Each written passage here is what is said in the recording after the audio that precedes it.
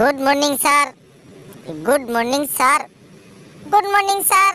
বসো ভাই, বসে পড়। তোদের সামনে বার্ষিক পরীক্ষা, তোরা ঠিকঠাক মতো লেখাপড়া করছিস তো? তোরা সবাই মন দিয়ে শুন, অন্য স্কুল থেকে এক টিচার আসবে। তোরা যদি ঠিকঠাক মতো প্রশ্ন করলে উত্তর দিতে পারিস, তাহলে তোদের পড়াশোনার জন্য অনেক টাকা পয়সা দিবে। স্যার, তাহলে কি প্রশ্ন ধরতে পারে? অনেক রকমের প্রশ্ন ধরতে পারে।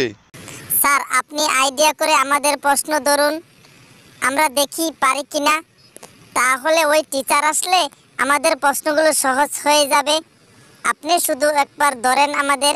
তোকে প্রশ্ন করছি, বলতো এ ফর আপেল হলে বি ফর কি হবে, সি ফর কি হবে? স্যার, এ ফর যদি আপেল হয়, বি ফর বাপেল হবে, সি ফর কাপেল হবে। কি সাংঘাতিক রে বাবা, দিল্লি তো প্রথমেই আমার মাথাটা গরম করে।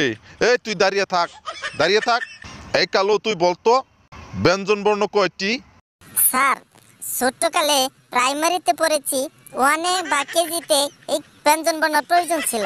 এখন কি ব্যঞ্জন বর্ণ লাগে? আমরা তো এমনিই পড়তে পারি। তাহলে স্যার, এই প্রশ্নটা ছাড়া অন্য একটি প্রশ্ন ধরেন। কি সাংঘাতিক রে বাবা, তোরে যে প্রশ্ন ধরি এই প্রশ্ন বাদ দিয়ে প্রশ্ন ধরতে হয়। তাহলে তুই কি পড়া পড়ছিস? ব্যঞ্জন বর্ণ পারিস না, লেখাপড়া করিস কেমনে? তোদের মনে যা আসে তাই বলিস। তোদের প্রশ্ন করেও তো শান্তি নেই, কোনো প্রশ্নের উত্তর ঠিক মতো পাওয়া যায় না। মনে যা আসে তাই ভুলভাল বলে দিস। স্যার, অন্য একটি প্রশ্ন ধরেন। তুইও দাঁড়িয়ে থাক। তোরা এক একটা পাওয়ার বুট হয়ে গেছিস। এই পেছি, তুই বলতো 2 হালি কলার দাম 50 টাকা হলে 1 হালি কলার দাম কত? স্যার, 2 হালি কলার দাম 50 টাকা হলে 1 হালি কলার দাম হবে 20 টাকা। 1 হালি কলার দাম 20 টাকা হলো কিভাবে? স্যার, আমি 5 টাকা দামে কমিয়ে নিয়েছি। কি সাংঘাতিক রে বাবা, কি সাংঘাতিক! তোদের প্রশ্ন করি একটা, তোরা বলস আর একটা। তোরা দেখা যায় আমার মাথাটা গরম করে ছাড়বি। এই ফেলু, এমন 5 জন ভয় পাওয়া ব্যক্তির নাম বলতো, যেন একজন আরেকজনকে দেখে ভয় পায়। ঠিক আছে স্যার, বলছি। স্যার, তেলাপোকা ভয় পায় ইঁদুরকে, ইঁদুর ভয় পায় বিড়ালকে, বিড়াল ভয় পায় কুকুরকে, কুকুর ভয় পায় পুরুষকে, পুরুষ ভয় পায় বউকে, বউ ভয় পায় তেলাপোকাকে। স্যার, একজন আরেকজন শুধু ভয়ের ভিতরেই থাকে, একজন আরেকজনকে দেখে শুধু ভয়ের মধ্যেই কাজ করে। স্যার, ভয় পাওয়া লোকগুলো কেমন হলো?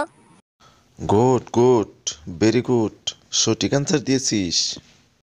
তোদের বলেছিলাম অন্য এক স্কুল থেকে টিচার আসবে, হঠাৎ তার পারিবারিক সমস্যার কারণে সে চলে গেছে।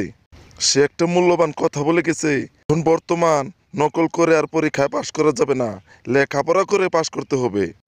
স্যার, তার মানে আপনি কি বুঝাইতে চাইছেন আমরা লেখাপড়া করছি না? না, তেমন কিছু বলছি না। লেখাপড়া করছিস, কিন্তু ভালো করে লেখাপড়া করতে হবে। এই ফেলু, তুই একটি গল্প বলতো, একই গাছে পান, সুপারি, চুন তিনটাই একসাথে পাওয়া যায়। স্যার, এত সহজ প্রশ্ন? ঠিক আছে, বলছি। স্যার, এক কৃষক সুপারি গাছের গোড়ায় পান গাছ লাগিয়েছে। পান গাছ বড় হয়ে সুপারি গাছে উঠে গেছে। একদিন এক পাখি এসে পান পাতায় পায়খানা করে দিল।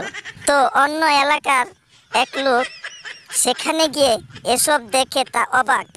একই গাছে পান সুপারি কি করে সম্ভব? আবার পান পাতায় পাখির বর্জ্য শুকিয়ে সাদা হয়ে গেছে, যাকে লোকটি চুন ভেবেছে। তারপর লোকটি পাখির পায়খানা, বড়া পাতা আর গাছের সুপারি পেরে মুখে পড়ছে আর বলছে, কিবা দেশে আইলাম রে ভাই, কিবা দেশের গুণ, একই গাছে পান সুপারি, একই গাছে চুন। স্যার, গল্পটা কেমন লাগলো? খুব সুন্দর বলেছিস। বন্ধুরা, আমাদের ভিডিওটি ভালো লাগলে লাইক, কমেন্ট, শেয়ার করবেন, চ্যানেলটি সাবস্ক্রাইব করে পাশে থাকবেন, ভিডিওটি দেখতে থাকবেন, হাসতে থাকবেন আর সুস্থ থাকবেন। যত বেশি হাসতে থাকবেন তত বেশি সুস্থ থাকবেন। ভিডিওটি দেখার জন্য ধন্যবাদ।